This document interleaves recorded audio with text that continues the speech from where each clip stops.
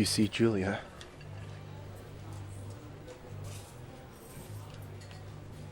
Oh boy.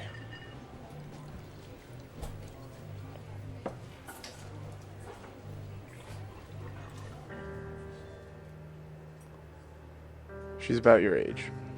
Late 20s, laughing with well-dressed professors and grad students from nearby CU Boulder. You, Henry, are out drinking with your pals. You approach her. You're drunk. You're pretty, she says coolly. You are not. You are a future hangover. What? You reply, confused. Someone should buy you a cheeseburger, she says. She flags down a waiter, and 1 week later, you are Julia's boyfriend.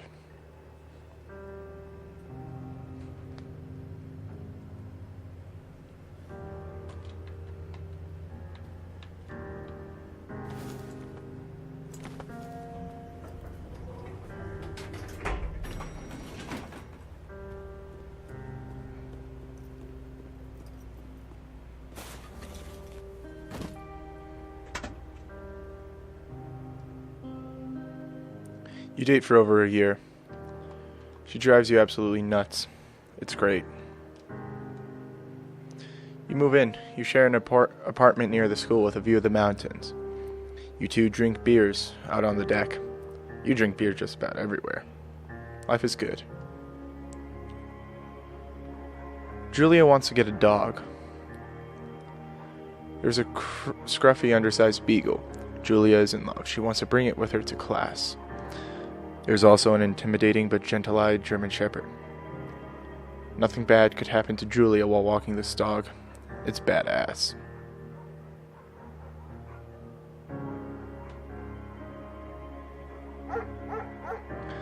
Mayhem's an excellent dog. He loves wrestling with you in the park and goes with Julia on her runs. Even though he's too big to bring to school, Julia loves him all the same. Mayhem is a friend, child, and pet all rolled into one. 1979. You talk out on the deck. It's summer, 9:30 p.m. and the heat still irradiates off the high desert. What do you think about kids? She asks. Kids? They're not very smart, or good at much. I'm saying if you and I have some. A couple little idiots. That would be pretty good. In that case, we should probably get married. Yeah, I would like that, you say. These kids are going to be screwed up enough. It's probably for the best that their parents are hitched. You say she's absolutely right.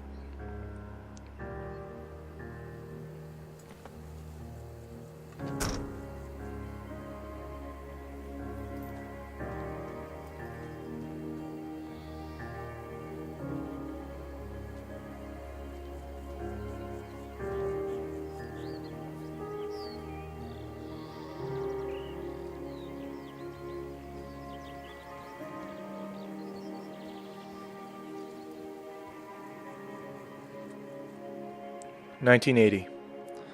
It's a Thursday night and Julia is 4 hours late. She doesn't call. You're worried and getting angrier by the minute. She walks in after you've gone to bed.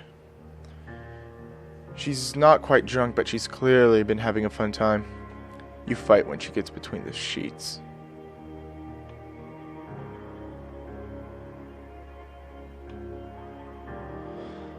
You call her an inconsiderate asshole.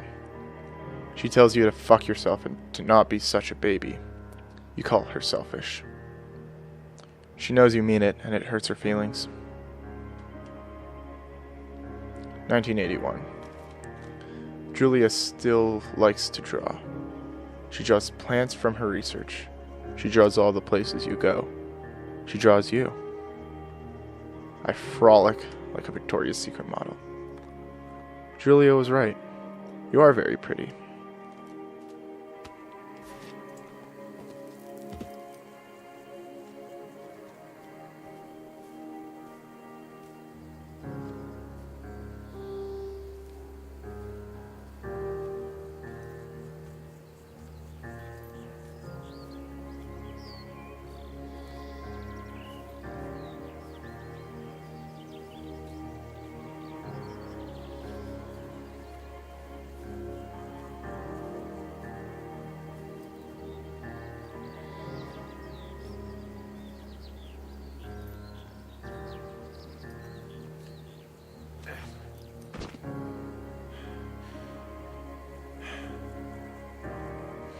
1982. During the summers, you and Julia enjoy walking Mayhem at night. There's a festival in town.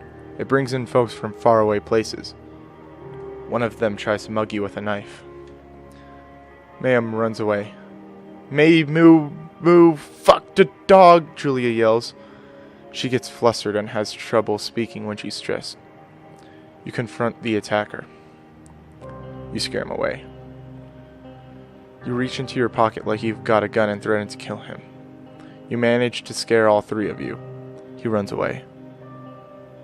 Julia asks to take a different path from that day forward. You say okay. You don't want to go that way either.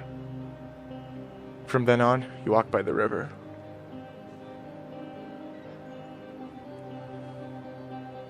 (1984). Plan to have kids get waylaid by work. Julia gets offered a job at Yale. Yale is in Connecticut, 2,000 miles away. It's a great job. Associate department chair. She wants to move. You absolutely do not. You ask her if she'll commute back and forth. You don't want to move to Connecticut. She says that'll be hard, but she'll do it if you don't move. You tell her not to pass it up if it's what she wants. She agrees. She flies back to Boulder 3 times each semester. 1985. Julia is sent home from Yale on paid leave after having an episode. She lost it on a colleague for borrowing books that were important to her research. She didn't remember she had happily loaned them to him just 2 days prior. She was found crying in the stairwell. You say that maybe you guys should talk to somebody about it. After seeing multiple doctors and having many tests, they are worried that Julia might be suffering from early onset dementia. She is 41. You both decide to keep it a secret for now.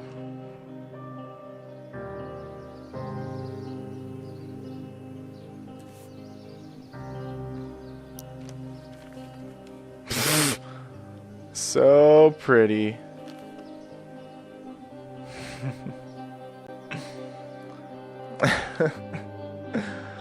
Mayhem is getting older. He's got silver hair down his back and slows down at night. You and Julia walk him to the bar to see your friends, and it feels like nothing has changed. Julia goes back to the university. 1987. Julia's affliction gets worse. She can't remember things in class. Her research is in shambles. She drives her car to the next town over for no particular reason and has to be brought home by the police. She's devastated. She's sent home on permanent medical leave. Some days you get the Julia who calls you a dope and your unborn children little idiots. Other days you get a stranger. She pulls you into bed to make love. After 5 minutes, she goes into a panic believing her dad is at the door. You tell her family. They are crushed and begin to make trips to and from their home in Australia to visit her. For a while, your friends come by with little things to brighten the day. She gets worse. 1988. You spend your days following Julia around the house. You count the seconds between the 2 weekly visits from Daniel the nurse. He suggests that Julia should live somewhere else. Somewhere with 24-hour care. A home. Sits with you for a couple months. You're determined to take care of her by yourself.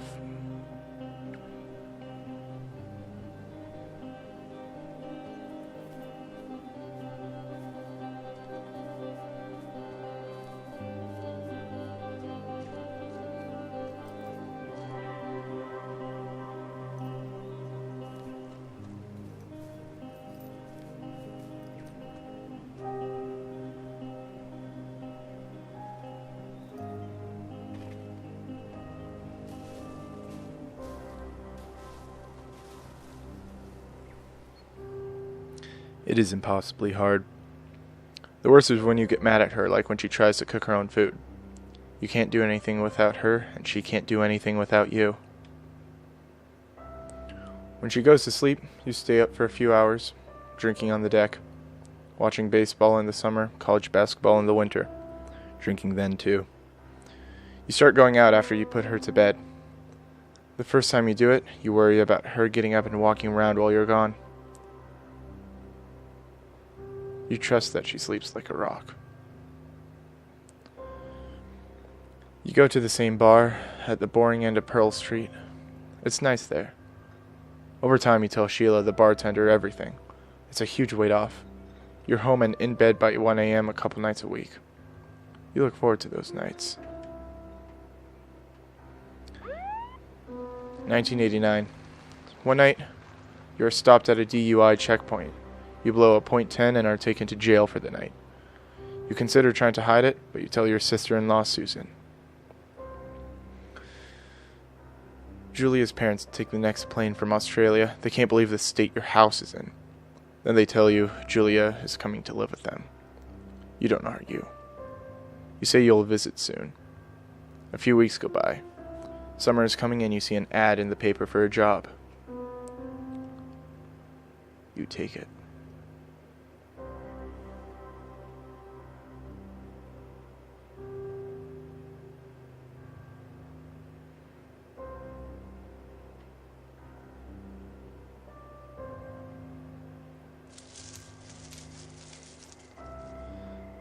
And welcome everybody to Firewatch.